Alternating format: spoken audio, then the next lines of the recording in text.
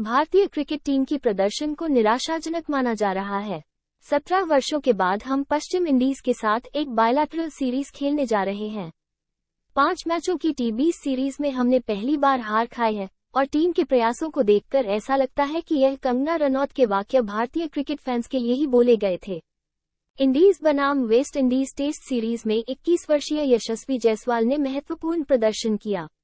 भारत बनाम Washington one day series में 26 वर्षीय ईशान किशन ने सर्वोच्च स्कोर बनाया और T20 सीरीज में 20 वर्षीय तिलक वर्मा ने सर्वोच्च स्कोर बनाया।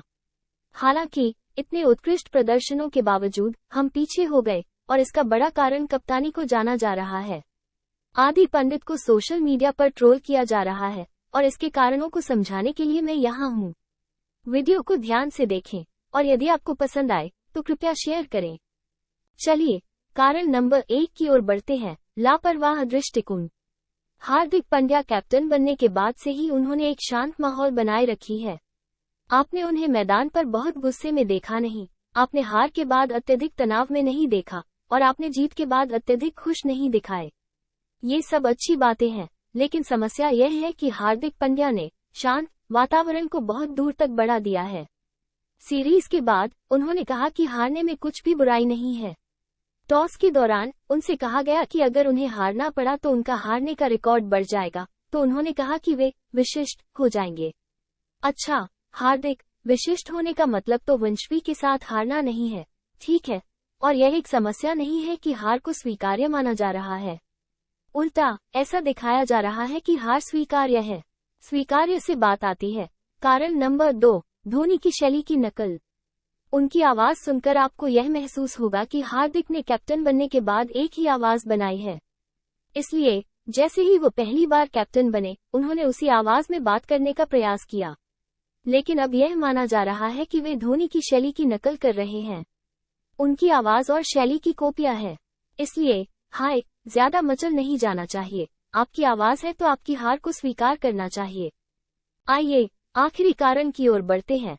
अपने फैसलों के परिणाम को बचाने की तरीके की नकल करना। हार्दिक पांड्या ने फैसलों को विचार करते समय बहुत सोच समझकर किया है और वह अपने फैसलों को उसके परिणाम के साथ सही तरीके से संबंधित करने की कोशिश करते हैं।